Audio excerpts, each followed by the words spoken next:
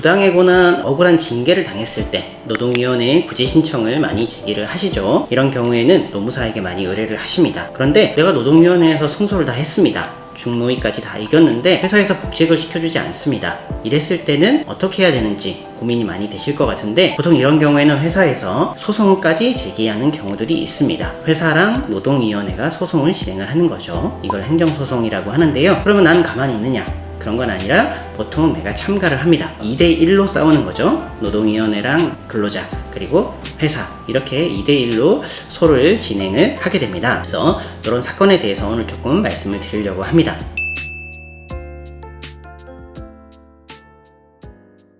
지방노동위원회에서 사건이 종결되지 않으면 중노위까지 가서 재심을 진행하죠. 제가 한번 통계치를 보니까는 지방노동위원회 사건이 1년에 한 14,000건 정도, 그리고 중노위 같은 경우는 2,000건까지 진행이 되고 있는 것 같습니다. 재심까지 다투는 경우는 분쟁이 이제 쉽게 해결이 되지 않은 건들이죠. 그래서 이 중노위까지 간 사건은 이후에 소송으로도 많이 진행이 되고 있습니다. 통계치를 보니까는 한 3분의 1 정도가 다 불복을 하고 있습니다. 중노위에서는 이쪽이 이겼다고 하지만 상대 쪽이 소송을 제기를 하는 거죠. 이런 식으로 중노위까지 가게 된 사건은 아무래도 이 중노위에서 해결이 되지 않고 소까지 진행될 가능성이 크다라고 보시면 될 것 같고, 최근 통계만 보더라도 2023년에 1736건의 판정이 있었고, 그리고 539건에 대해서 행정소송이 제기되었습니다. 30%좀 되죠. 분쟁이 이렇게 끝까지 진행이 된 사건이기 때문에 아무래도 소송까지 가지 않았나 생각을 합니다. 그러면은 이런 소송, 이런 이의제기 절차에 대해서 조금 더 말씀을 드리면은, 중노위를 갈 때는 지노위 결과를 알고 나서 10일 이내에 재심을 제기를 해야 됩니다.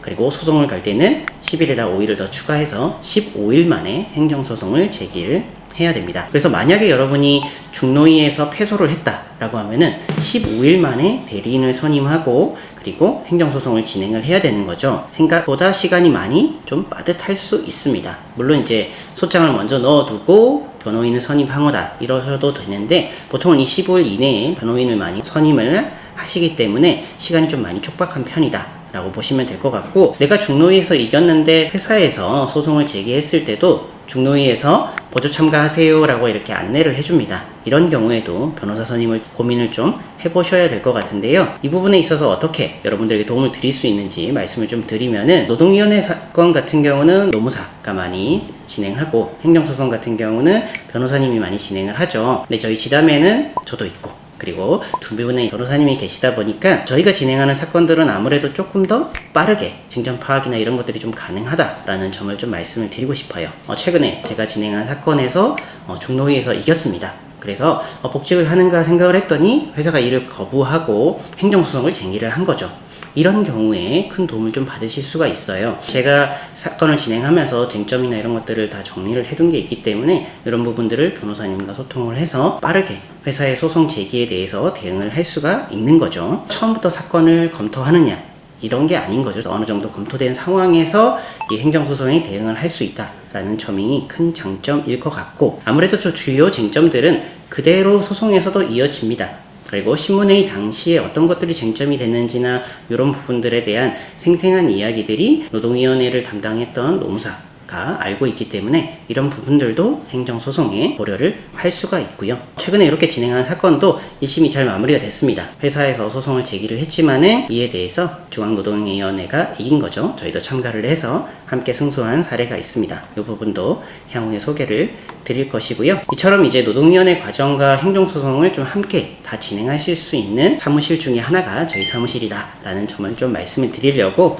이야기를 드렸습니다. 저희 사무실 같은 경우는 이제 아까 말씀드린 것처럼 정정훈 변호사님, 임정훈 변호사님 이렇게 두 분의 변호사님이 계시고요. 두 분 다 노동 전문 변호사로 이 변호사 협회에 등록이 되어 있습니다. 그러다 보니까 뭐 해고 무효 확인 소송이나 부당 해고 구제 재심 판정 취소 소송이나 참가 이런 사건들에 대해서 많이 진행을 하셨습니다. 아무래도 중앙노동위원회에서 패소한 사건을 뒤집는 것이 쉽지는 않습니다. 이 통계를 보면은 1년에 한 50건, 100건도 아마 안 될 겁니다. 내가 중노위에서 졌는데 소송에서 뒤집을 수 있을까? 이런 고민들 많이 하실 수 있을 건데요. 이런 사례들도 저희가 한번 소개한 영상들이 좀 있습니다. 참고를 해보시면 좋을 것 같고, 어떻게 그 중노위 판정을 뒤집었는지 그 지담에서 어떠한 논리를 폈는지에 대해서 한번 보시면은 향후에도 좀 도움을 받으실 수 있을 것 같습니다. 아무래도 이제 변호사님들이 워낙 많죠. 노무사들보다 훨씬 많습니다. 그래서 어떤 변호사님을 선임할지 많이 고민되실 것 같은데, 이 노동사건을 전문으로 하시는 분은 많지 않다는 것으로 알고 있습니다. 1년에 제기되는 부당해고 소송이 500건인데요.